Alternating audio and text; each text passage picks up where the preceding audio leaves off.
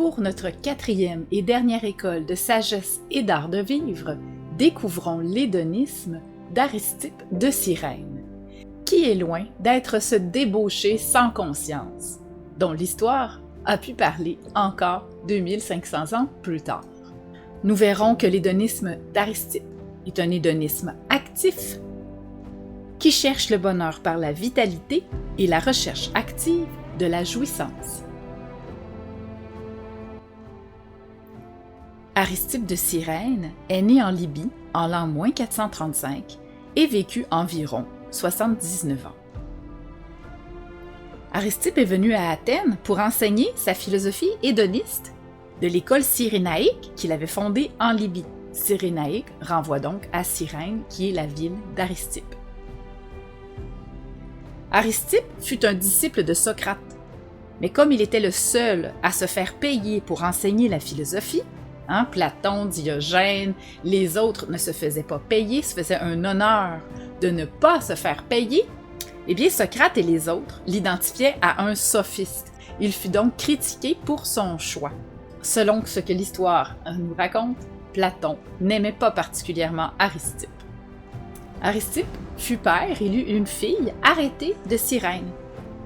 Ce qui est intéressant ici, c'est que même si elle était une fille, son père lui a enseigné son école comme sans distinction, sans discrimination du fait qu'elle était une femme et que la plupart du temps les femmes n'étaient pas instruites à la philosophie, au point que, à la mort de son père, elle a succédé à son père à l'école cyrénaïque en Libye et elle a continué à devenir une femme philosophe porteuse d'une école.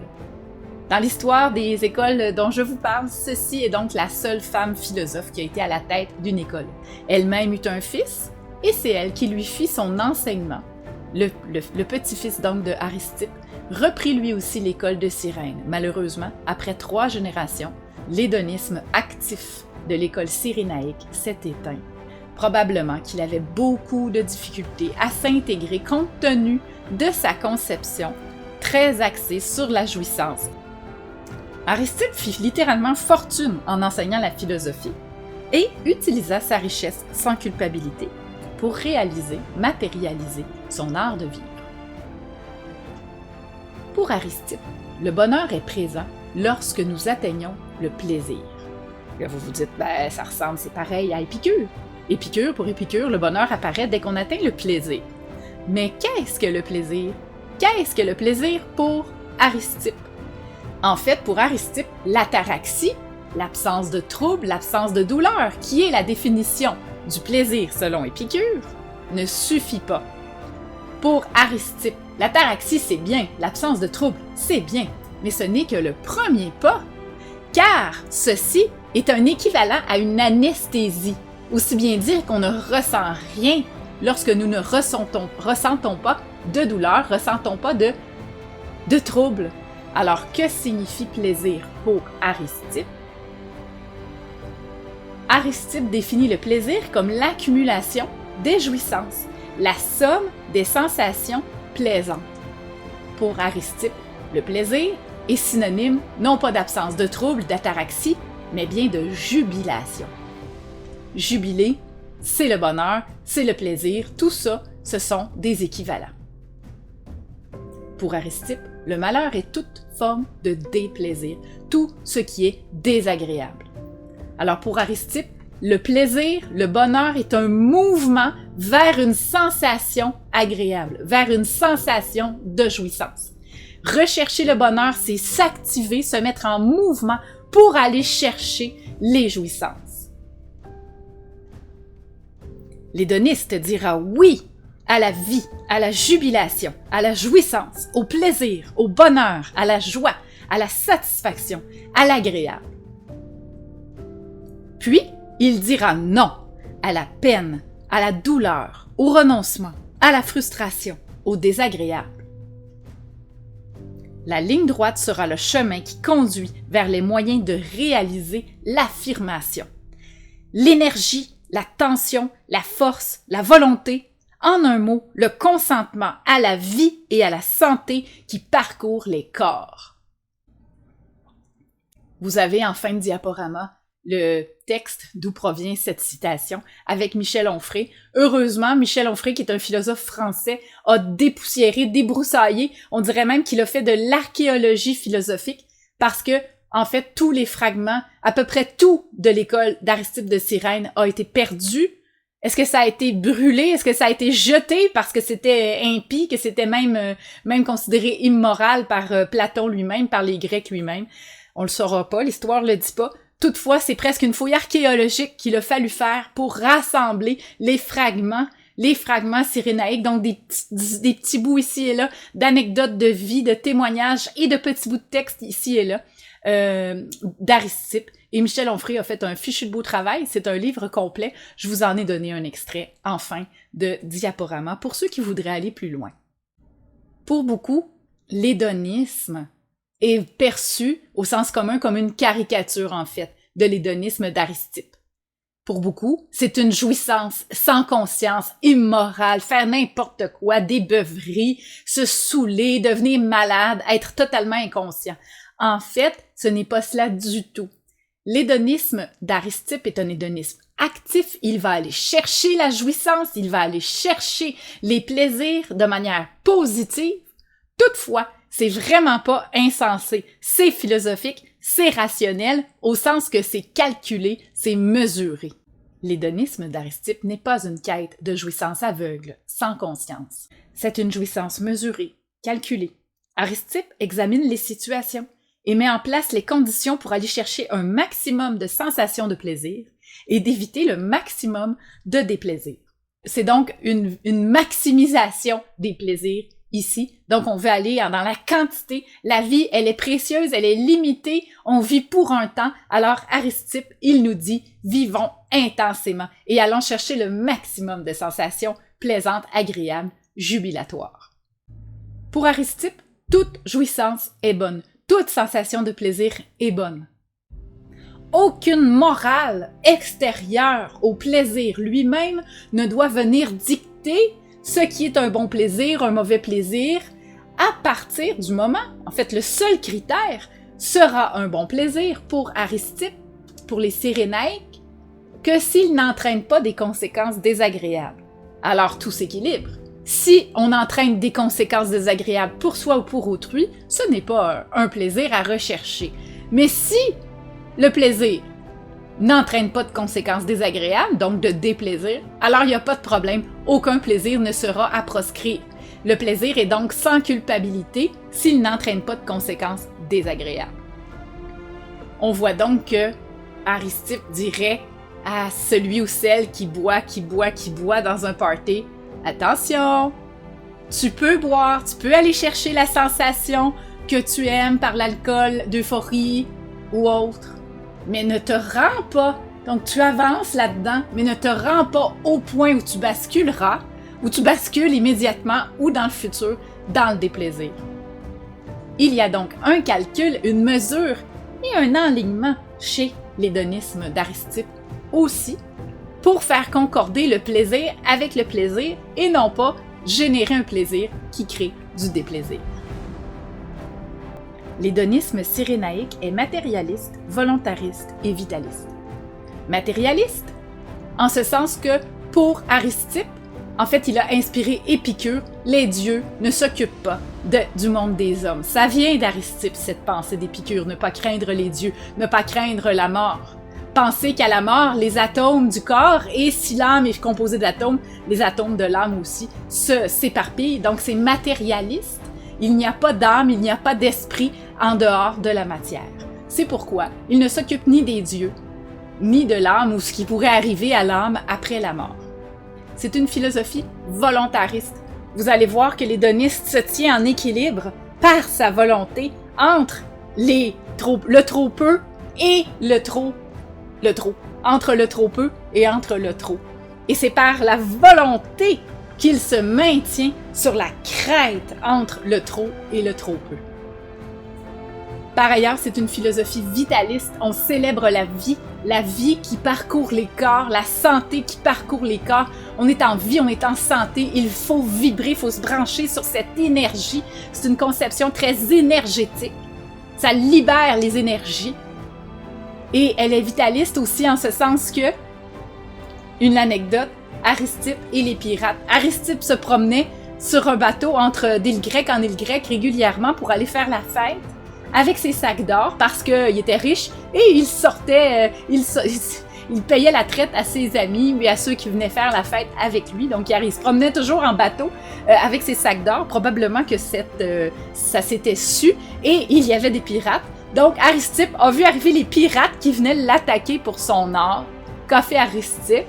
Eh bien, il a calculé, mais ça a pris une fraction de seconde, l'or ou la vie, parce qu'il était en danger avec les pirates. Alors, qu'est-ce qu'il a fait? Il a pris ses sacs d'or et il les a garochés par-dessus bord de son bateau. Ce qui fait que les pirates, ben, il leur a fait « T'auras rien, t'auras pas ma vie.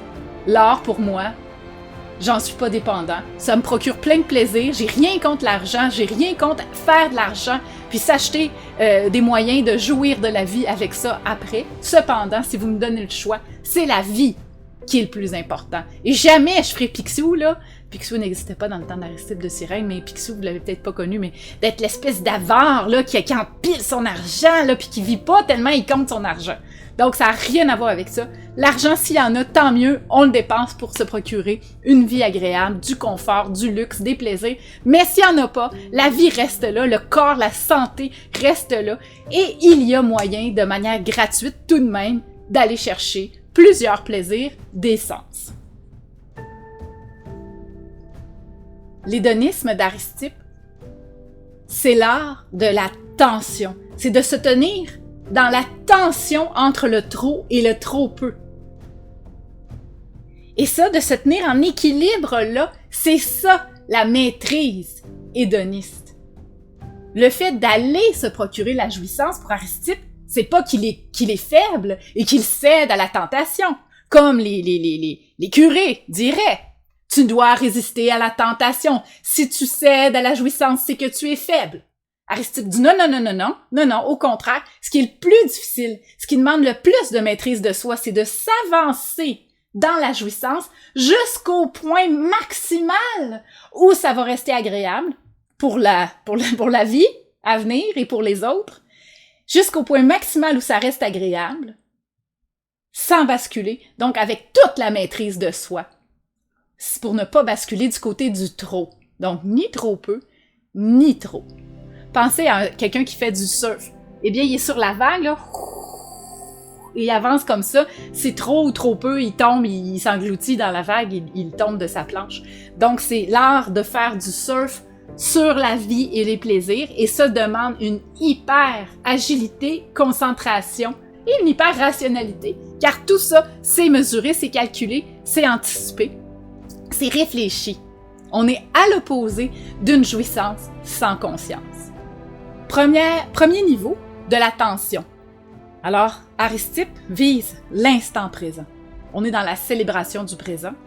Il ne veut pas vivre dans le passé, qui génère la nostalgie. Il ne veut pas vivre dans le futur, qui génère l'angoisse. Il va faire ses réflexions, il va rationaliser, il va faire ses prospectives pour savoir si je fais ça, ça va me donner quoi. Mais il ne veut pas vivre dans le futur, dans l'attente future, donc dans l'attente d'un bien à venir ou d'un malheur à venir. Il dit « je suis là », c'est maintenant. La sensation, elle est toujours dans le présent. Le passé et le futur, ce sont des mythes, ce sont des fictions. Donc, faut pas laisser le passé et le futur venir entraver l'instant présent, la jubilation au présent.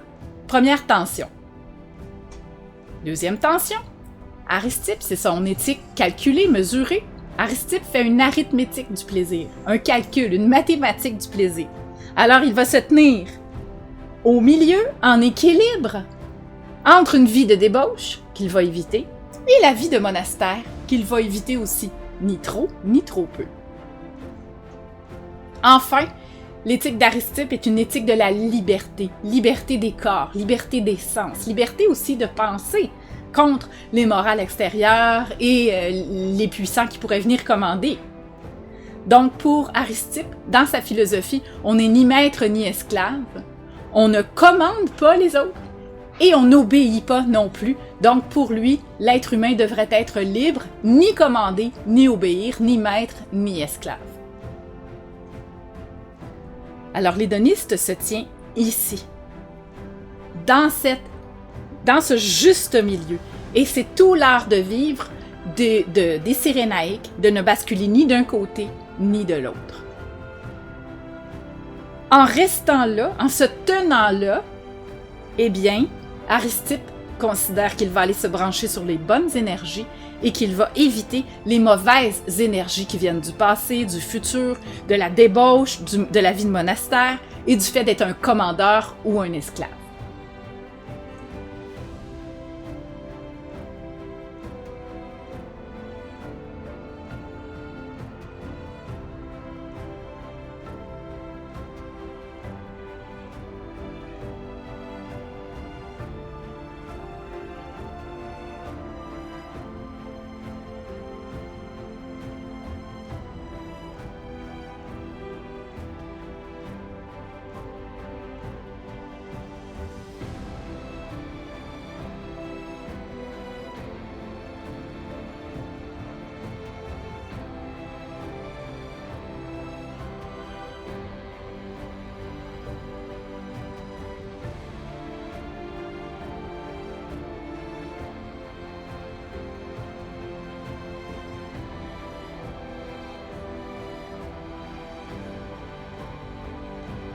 C'est actif, s'entraîner en permanence, sans aucun temps mort. Donc on est loin là, d'être le plaisir de s'évacher dans un divan, manger des crottes de fromage. Là. C'est pas ça. S'entraîner en permanence à cultiver les plaisirs, cultiver la jouissance, et ça c'est un art. Vivre sans temps mort, on se reposera quand on sera mort, disent les hédonistes. Prendre sans être pris, posséder sans être possédé. C'est peut-être ce qui a fait dire à Diogène d'Aristippe qu'il était un chien royal. Ce qui est une qualité d'une certaine façon pour Diogène, rappelons-nous, Diogène qui s'appelait Diogène le chien. Eh bien, pour lui, Aristippe vivait librement, vivait comme le chien, mais c'était un chien royal parce qu'il trouvait le moyen de posséder sans être possédé. Et pour ça, Diogène respectait. Même s'il n'était pas d'accord au fond, lui n'avait pas choisi cette voie-là. Diogène était un exilé, il n'avait peut-être pas la possibilité de vivre autrement. Toujours est-il que Diogène traitait Aristippe de chien royal parce qu'il trouvait le moyen, disons, on dirait bien, de vivre sans être possédé par ses possessions. La preuve, il avait garoché son or à l'eau. Ben ça, pour Diogène, c'était bon. Aristippe, donc, cyrénaïque, oui, mais pour les Grecs, c'était pas clair. On l'associait aussi beaucoup au cynisme, dans le sens qu'il refusait les conventions, lui, ne s'en faisait pas avec la morale, la bonne réputation. Il avait une assez mauvaise réputation, à Athènes notamment. Du côté des philosophes, il va sans dire, parce que du côté de ses élèves, il était payé très cher pour donner ses enseignements. Soumettre le réel à sa volonté, c'est une phrase qui est très puissante.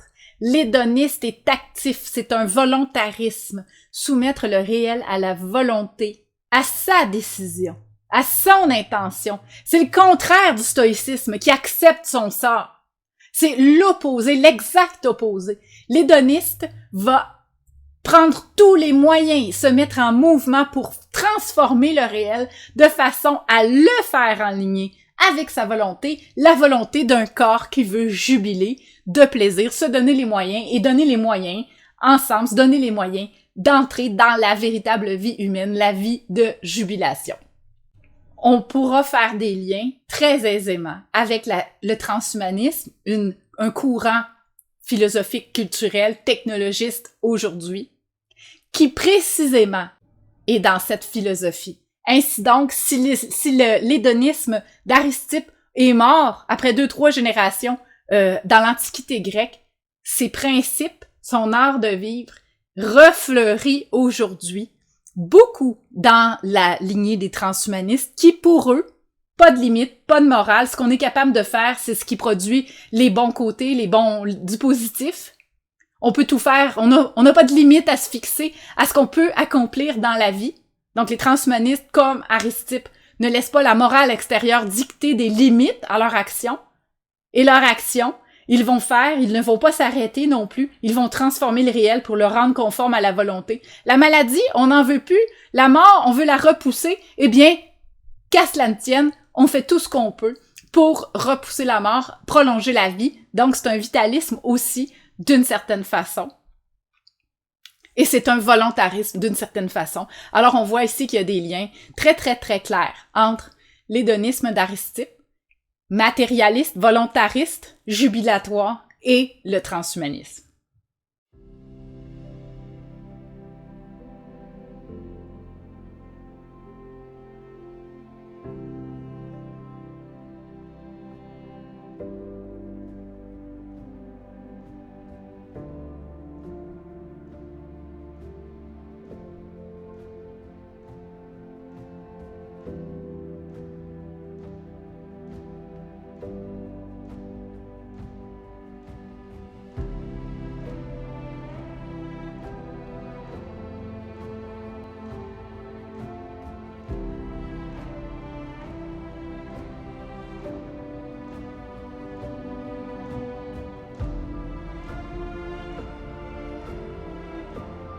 L'hédonisme, ça va bien tant qu'on est en santé. Quelqu'un qui perd la santé, quelqu'un qui a une maladie chronique ou une maladie, eh bien, il n'a plus le sentiment de la vie et de la santé qui circule, qui traverse les corps et qui permet d'avoir autant d'énergie pour jubiler de la vie. Donc, c'est une philosophie pour quand on va bien, quand on est en santé, quand on va mal, quand on a perdu la santé. Ben, Aristippe dirait certainement, ben, pendant que tu étais en santé, si tu as eu la chance de connaître ça, en as-tu profité? As-tu cueilli l'instant présent? As-tu célébré le présent de ta santé quand tu l'avais? Ou t'as fait n'importe quoi, t'as gâché ta vie, même que tu t'es rendu malade parce que t'es allé dans la débauche ou t'as pas fait ce que tu devais faire pour être en forme, t'étais trop paresseux. On pourrait donner quelques exemples. Avec la libération sexuelle, donc le fait de dire ce n'est pas vrai que la sexualité, c'est juste dans le mariage pour faire des enfants. Donc, la libération sexuelle va en droite ligne avec l'hédonisme d'Aristippe. Les mouvements comme Woodstock, les hippies, le Peace and Love, ce mouvement-là, qui était un mouvement de jouissance matérialiste, on voulait jubiler de la vie ensemble, on voulait en profiter. Ça célébrait le présent. Ils vivaient dans l'instant présent. Eh bien, c'est en droite ligne avec l'hédonisme d'Aristippe.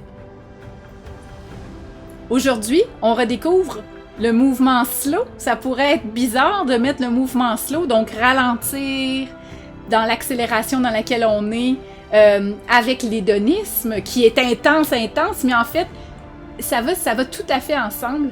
Le mouvement slow, ce qu'il dit, c'est sortez du tourbillon des mauvaises énergies dans lesquelles on est, là, on court comme des malades, on perd l'essentiel, et c'est de se recentrer sur les plaisirs de la vie et de prendre le temps d'être conscient et d'en profiter.